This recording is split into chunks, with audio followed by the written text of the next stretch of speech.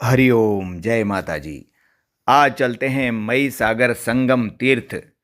यह मई सागर संगम तीर्थ वडोदरा से लगभग 32 किलोमीटर की दूरी पर है और यह वेराखेड़ी नामक गांव के पास में यह संगम तीर्थ है।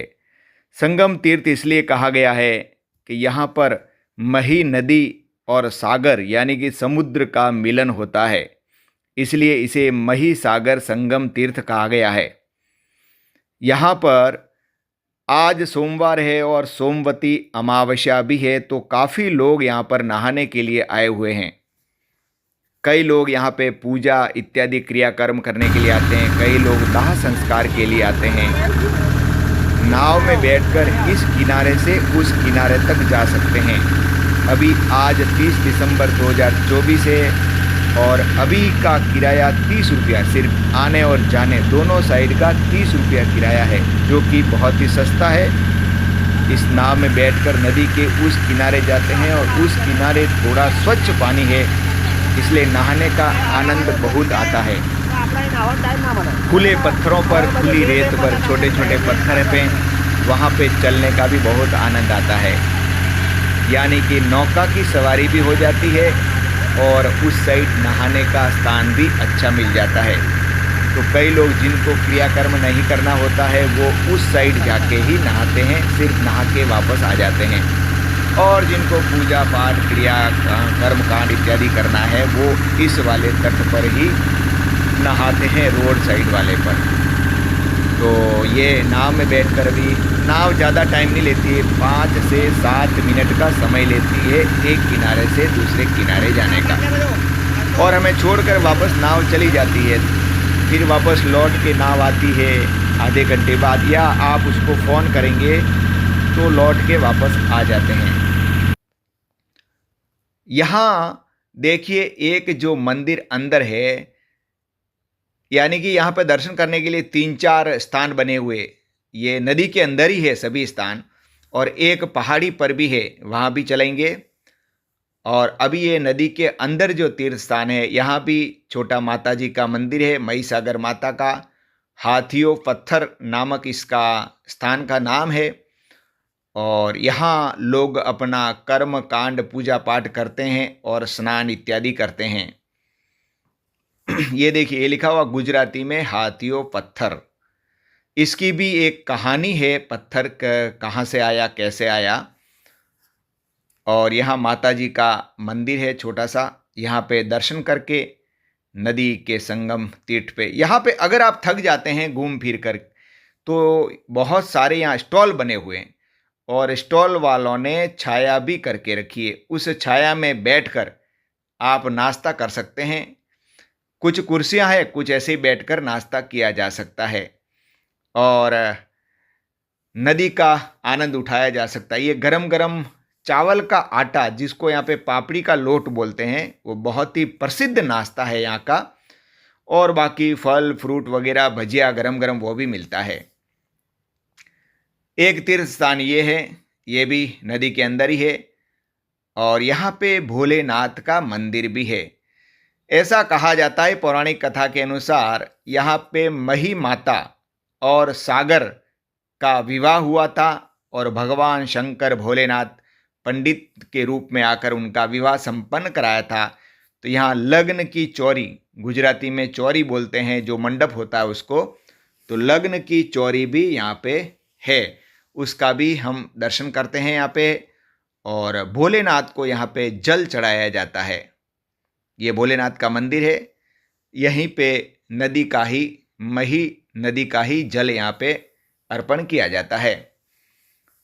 बहुत ही अच्छा तीर्थ स्थान है ये।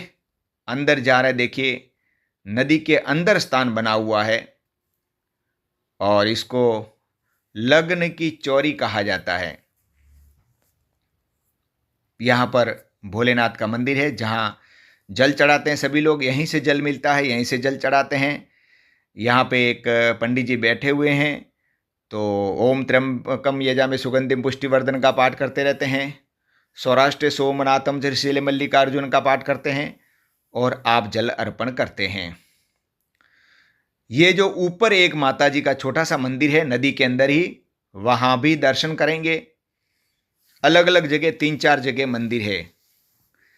ये माता जी का मंदिर दर्शन करके फिर मई सागर नदी का विहंगम दृश्य यहाँ से देखने को मिलता है। बहुत ही शानदार दुकानें लगी हुई है और जल जो ऐसा लगता है कि यहाँ पे जल स्थिर है, क्योंकि समुद्र का बहाव यहाँ पे थोड़ा आ जाता है, इसलिए पानी का बहाव तेज नहीं रहता है। पानी ऐसा लगता है कि स्थिर है, लेकिन वो धीरे धीरे बहता रहता है। बरसात का मौसम अभी नहीं है। ये देखिए माता जी के मंदिर के ऊपर से वो लग्न की चौरी के दर्शन आपने किए। ये माता जी का मंदिर है ऊपर, यहाँ से देखने को मिल रहा है। और ये सड़क पर जो स्टॉल लगे हुए हैं, अगर आप नहाते हैं तो महिलाओं के लिए कपड़े बदलने का स्थान भी यहाँ पर बनाया हुआ है। यहाँ अंदर रूम जैसा है, उसमें जाके कपड़े बदल सकते हैं। और कई लोग यहाँ नदी में नहा रहे हैं, कई लोग अपना कर्म कांड पूजा इत्यादि कर रहे हैं। पार्किंग की खूब अच्छी व्यवस्था है, यानी कि अच्छी क्या है, बहुत व्यवस्था है। जहाँ चाहे आप पार्क कीजिए, कोई प्रतिबंध नहीं है। यहाँ लोग स्नान कर रहे हैं और लग्न की चौरी जो दिख रही है वहाँ पे, ये उस साइड का किनारा दिख रहा है नदी का। विहंगम दृश्य। कभी भी आप यहाँ पे आ सकते हैं, हर रोज ये स्थान खुला रहता है। दर्शन करने का लाभ। यहाँ बंदर बहुत है, बंदरों को आप कुछ भी खरीद के यहाँ से खिलाइएगा। हमने भी बिस्किट खरीदे, दुकान वाले को पूछा बंदर क्या खाते हैं, उन्होंने बताया कि यहाँ पे बिस्किट खाते हैं, तो हमने बिस्किट खरीदे और खिलाए। बंदर देखकर दौड़ कर आ जाते हैं, हमारे हाथ से ही बिस्किट लेके खाने लग जाते हैं। तो बहुत सारे बंदर यहाँ पे हमको मिले, लेकिन अपने सामान को संभाल कर रखना चाहिए। वो छीन कर ले जाते हैं, हाथ में से कोई खाने का सामान हो तो सतर्क रहना चाहिए बंदरों से। ये पहाड़ के ऊपर एक माता जी का मंदिर है, यानी कि पहाड़ी बनी हुई है छोटी सी, जिसको राम टेकरी कहा जाता है। और वहाँ भोलेनाथ का ये मंदिर है। यहाँ भोलेनाथ का मंदिर भी है और माता जी का मंदिर भी है। यहाँ भी आप जल अर्पण कीजिए भोलेनाथ को। बहुत ही सुंदर यहाँ का दृश्य है, मन प्रफुल्लित हो जाता है यहाँ पर आने से। एक दिल में सुकून जैसा मिलता है। सामने स्टॉल बना हुआ, खाने पीने की वस्तुएं मिलती है, आप यहाँ से खुद भी खा सकते हैं, बंदरों को खिला सकते हैं। यहाँ पर जो कार खड़ी है पहाड़ के ऊपर खड़ी है और इसका रास्ता दूसरा है यहाँ आने का। हम तो कार नीचे ही पार्क करके दूसरे रास्ते से आए थे, इसके लिए यहाँ ऊपर कार लेकर नहीं आए।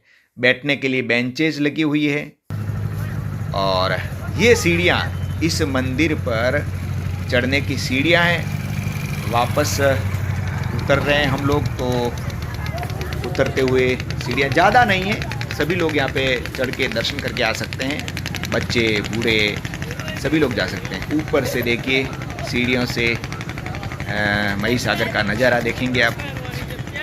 दोनों साइड में सड़क के दोनों, सड़क बनी हुई लंबी सी, और सड़क के दोनों साइड वाहन पार्क कर सकते हैं आप। कोई चार्ज नहीं है यहाँ पार्किंग का। नाव का भी बहुत कम चार्ज है, और या खाने पीने की चीज़ें हैं, चाय पानी नाश्ता इत्यादि मिलता है, वो भी बहुत कम चार्ज पे ही मिलता है, यानी कि नॉर्मल चार्ज जिसको कहते हैं। तो एक बार आप यहाँ पे ये मंदिर के ऊपर चढ़ने की सीढ़ियाँ हैं, जो पहाड़ी पर माता जी का मंदिर है। एक बार यहाँ पे दर्शन करने के लिए ज़रूर जाइए। बड़ोदरा से अहमदाबाद वाला जो हाईवे है, वहाँ पर डाकोर का जहाँ तीर का निशान आता है, डाकोर वाले रोड पर ये स्थान है। इसका नाम है वेहरा खेड़ी। तो आप अगर जाएं तो कमेंट करके अवश्य बताएं। धन्यवाद। और आपको ये वीडियो कैसा लगा वो भी अवश्य बताएं। जय माता जी। माता जी आपकी सभी इच्छाओं को पूरी करे और आपको खुश रखे, आपके परिवार में सभी खुश रहें।